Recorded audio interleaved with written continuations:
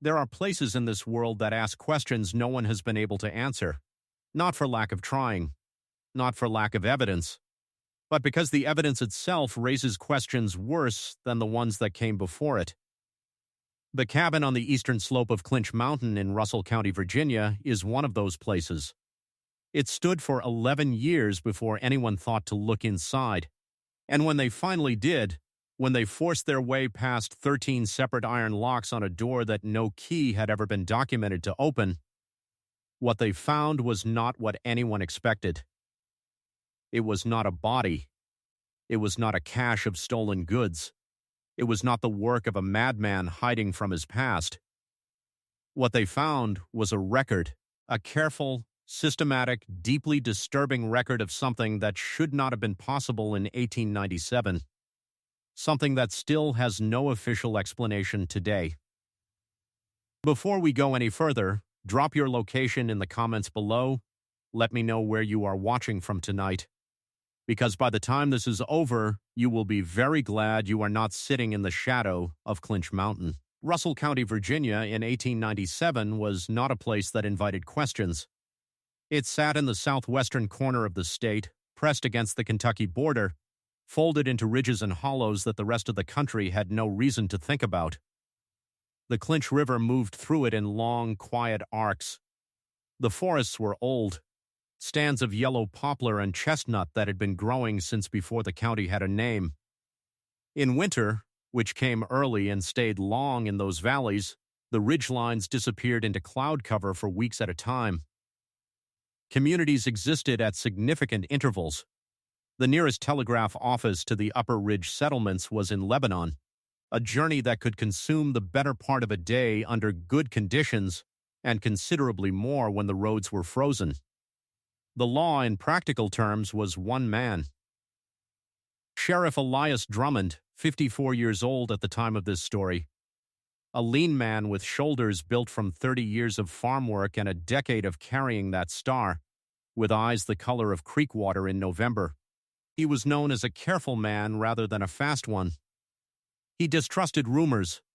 He had seen enough frontier grievances turn into misremembered allegations that he had developed a professional skepticism about things people told him in anger.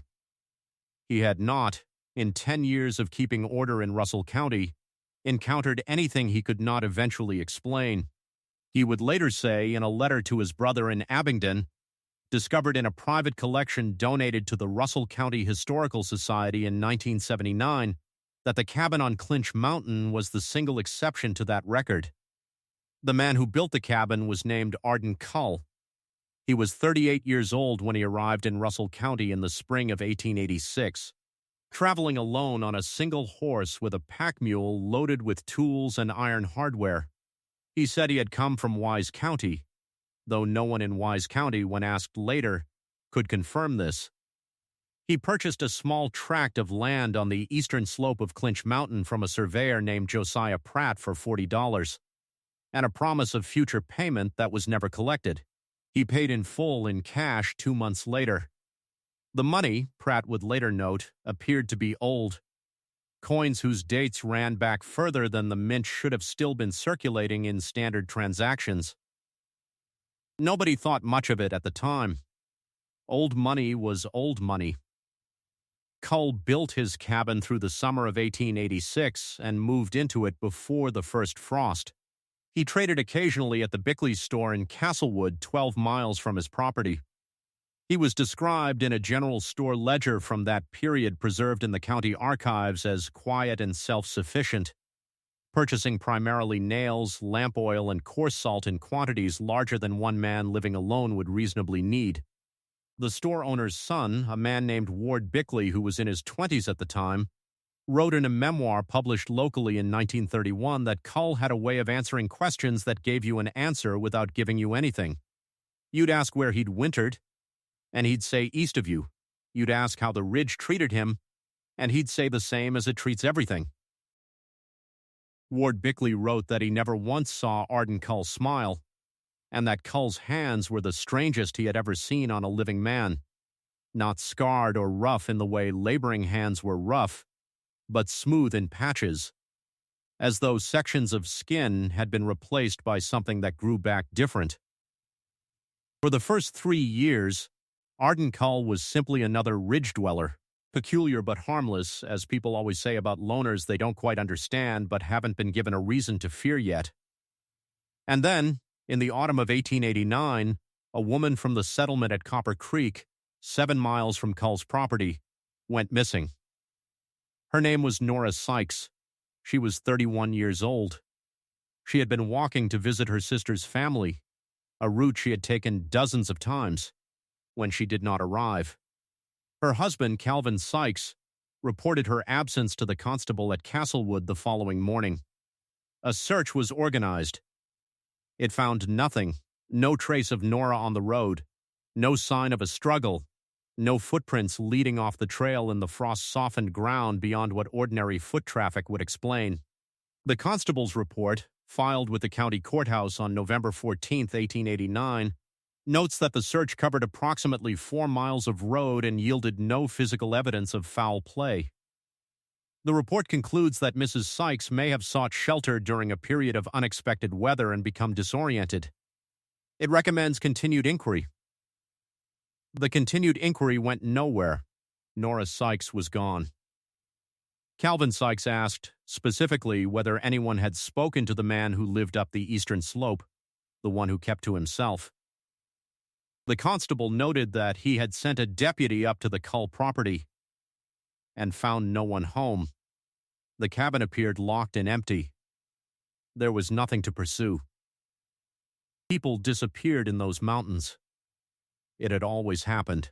The winters were hard, the distances were real, and the forest kept what it took. Nobody thought too much of it, at first. Then, in the winter of 1891, a traveling peddler named Orville Rash failed to complete his circuit through the upper Russell County settlements. He was a regular presence in that country, known by name at every farmstead between Castlewood and the Copper Creek community. He was 47 years old, a widower, with a grown son in Bristol who would later make inquiries that the county was not especially equipped to pursue. Rash had been seen at Bickley's store on the morning of January 9, 1891. The ledger confirms a purchase. After that entry, Orville Rash does not appear in any document, any record, or any living memory. His wagon and horse were found on the road below Clinch Mountain 14 days later, on a bend in the road that sat approximately 2 miles below Arden Cull's property. The horse was standing. The wagon was intact. The goods were undisturbed. There was no note. There was no sign of injury. There was simply no peddler. The county constable filed a report. He noted the proximity of the abandoned wagon to the Cull property. He noted that Cull, when visited again, was home this time, and that Cull had answered questions with the same careful emptiness that Ward Bickley had described. He said he had heard nothing unusual. He said he had not seen the peddler on the road. He said his door had been locked for the duration of the preceding 2 weeks, as he had been unwell. He offered no evidence of this illness, and the constable did not press. The report notes that the Cull property appeared orderly, and that there was no probable cause to pursue the matter further. And then a third person vanished. This one changed things. The third person was a child, a boy of 11 years named Thomas Deacon, from a farming family whose property sat on the lower slope of Clinch Mountain, 4 miles below Cull's land. Thomas had gone out to retrieve a dog that had wandered uphill and had not returned by nightfall. His father's search that night, and the organized search the following day, covered every reasonable route from the Deacon farm to the upper ridge. Thomas Deacon was not found. He was not found the following week. He was not found the following month. He was not found at all, ever, by any search, in any season, in any direction. That was when Sheriff Elias Drummond came up the mountain himself. He was not a man given to dramatic conclusions. He visited the Cull property on March 3, 1892. According to his own personal record, a leather-bound journal kept separate from his official county log, discovered by his granddaughter in a cedar chest in 1961, and deposited several years later in the keeping of the Russell County Historical Society, where selected pages have since been made available to researchers. Drummond described the cabin in detail that is not replicated anywhere in his official records. He wrote that the cabin itself was unremarkable in dimension, a single-room structure approximately 16 by 20 feet, built with competent but not exceptional workmanship. What was not unremarkable, what stopped him on the path before he reached the door, was what was on the door itself. He counted them. He wrote the number down immediately, because he was, by disposition, a man who wrote numbers down when they surprised him. 13 locks. Iron padlocks of varying sizes, arranged vertically down the left side of the door from the lintel to the threshold. Not hasps and staples improvised from barn hardware, but purpose-built iron assemblies installed with care. The newest of them appeared recent. The iron had not yet taken on the gray oxidation of the mountain air. The oldest ones were dark and pitted in a way that suggested they had been in place since the cabin was first built. Drummond wrote, "I counted 13. I counted again. 13 locks on a door no wider than any other door I have ever seen on a dwelling. A man would need 13 keys to enter his own home. I have never in my life seen such a thing, and I do not know what to make of it." Cull answered Drummond's knock with the same composed manner that had apparently characterized every prior interaction with authority. He stood in the doorway, which Drummond noted meant he had unlocked. By some means Drummond did not observe all 13 locks from the inside in the time between the knock and the opening, and answered questions. He said he knew nothing of Thomas Deacon. He said he had not seen the boy. He said the locks were his own business. Drummond noted in his private journal that Cull's expression during this exchange was not defensive, not nervous, not the expression of a guilty man working to conceal guilt. It was, Drummond wrote, the expression of a man who is waiting for something to be over, patient and certain. The way a man stands in weather he knows will pass. Drummond had no warrant. He had no evidence. He rode back down the mountain. But here is the thing.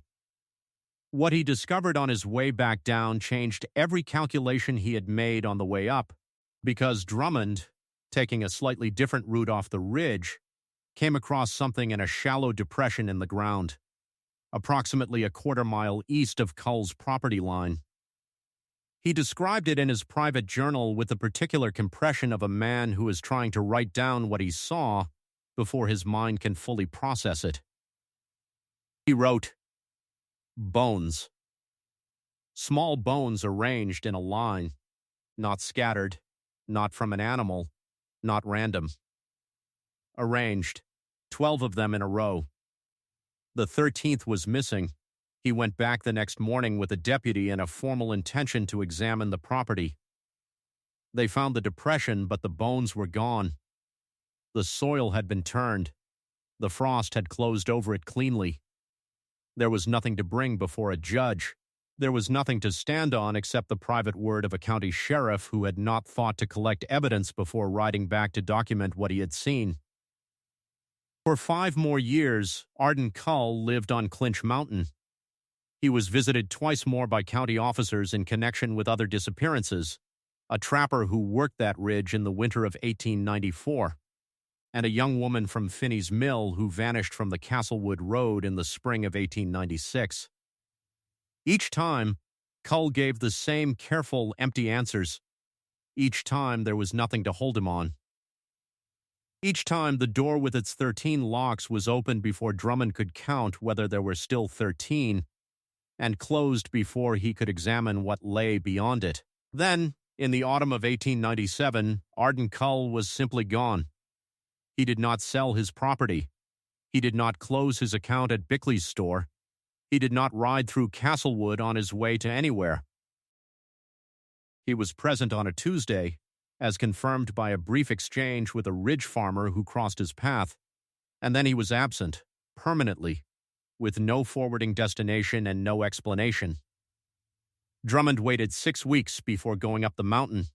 He wanted a warrant and he wanted witnesses. He got both. On the morning of November 19, 1897, Sheriff Elias Drummond, Deputy Clarence Voss, and a locksmith brought from Abingdon named Harlan Pruitt approached the Cull cabin. The air, Drummond recorded, was cold and carried a smell he could not immediately identify. Not the smell of decay, not the smell of smoke, but something underneath both of those. Something sweet and metallic that he had only smelled once before in his life and did not want to name. Pruitt needed 2 hours and 3 different tools to defeat all 13 locks. The locks, he later said in a brief statement, were not standard commercial hardware. Each one was slightly different from the others in its mechanism. They appeared to have been made specifically for this door by someone who knew what they were doing and did not want the door opened by anyone who did not already know exactly what was inside each one. The door opened inward. The smell came out. The inside of the cabin was clean. That was the first thing Drummond wrote, and he underlined the word. Not abandoned, not ransacked, not decayed. Clean, the table was clear. The hearth was swept.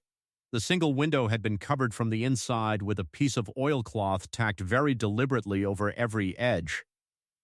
On the eastern wall of the cabin, the wall that faced the mountain rather than the road, there were shelves. Drummond counted them. 4 shelves, running the full width of the wall, floor to ceiling. On those shelves were jars. He counted those too. 41 jars of varying sizes, sealed with wax and wire, each one labeled in a careful hand with a date and a notation. The dates ran from 1886 to the summer of 1897. The notations were not names.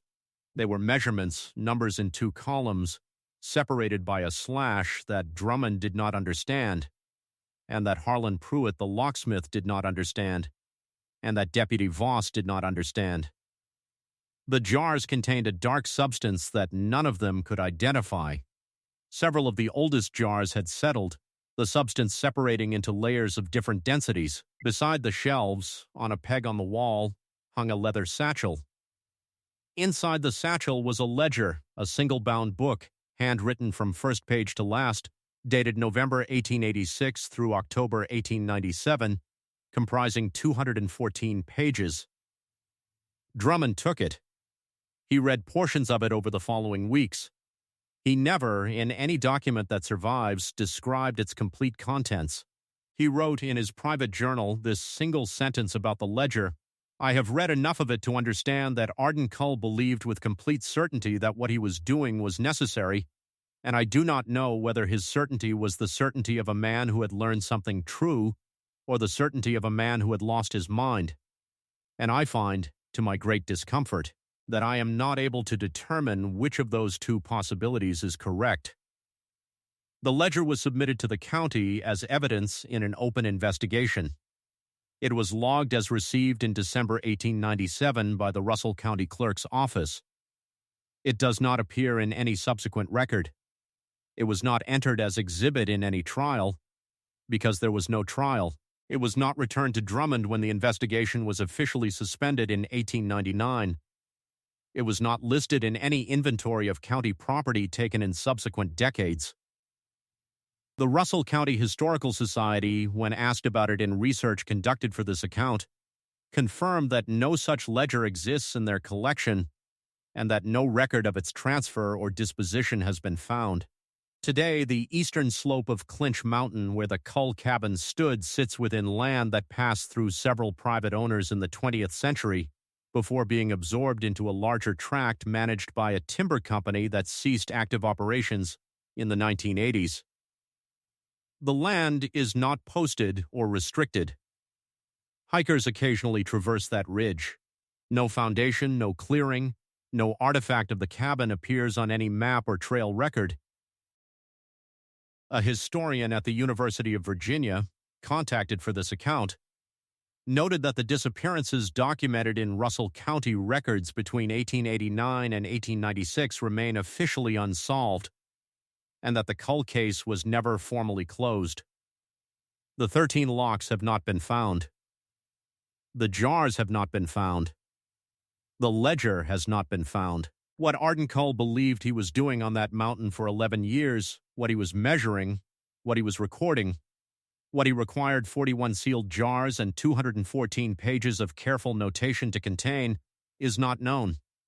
What it required 13 locks to protect from the outside world is not known either. What it required one missing lock, one absent key, one door that only opened from within. That question sits at the center of this case and has not, in 127 years, received an answer that satisfies anyone who has looked at it carefully. Some places hold on to what they know. Some records disappear not because they are unimportant, but because what they document is too difficult to preserve alongside everything else we believe about the world. Was Arden Cull a man conducting something methodical and intentional, aware of every consequence, building toward a purpose no one else was permitted to understand? Or was he a man so consumed by a private obsession that the difference between purpose and madness had ceased for him to exist? Those two possibilities are not as far apart as they might appear, and the answer, if it exists anywhere, is in 214 pages that no one has been able to find for more than a century. That is what isolation does to some minds and some mountains. It removes the limit. The Clinch Mountain case remains one of the most structurally unusual disappearance clusters in Russell County history. Unusual not for its violence, which was never confirmed, but for its precision. Whatever Arden Cull was, he was careful. He was deliberate. He counted things. He locked things. He believed, with the certainty of a man who had run his calculations 100 times and gotten the same answer, that what he was doing behind those 13 locks was something the world outside his door was not prepared to understand. The mountain still holds that slope. The trees are old enough now that they have grown over whatever was buried there. And somewhere, in a county archive or a forgotten chest or a shelf that has not been opened since 1899, a ledger sits in the dark with its numbers in 2 columns and its dates and its 214 pages of reasons that one man believed justified everything. Drop your answer in the comments below. Do you believe Arden Cull was a man with a purpose, however dark? Or do you believe the mountains simply made him something that no longer had one? I want to know where you land on that question, because after everything this case shows us, I am still not certain myself. This is one of the most quietly disturbing cases I have encountered in years of looking at what the American mountains chose to keep hidden. If stories like this one stay with you, if you find yourself thinking about them long after the screen goes dark, subscribe and ring the bell. There are more of them. The archives are deep, and the records do not always tell the full story on first reading. The mountains remember. Even when the records don't,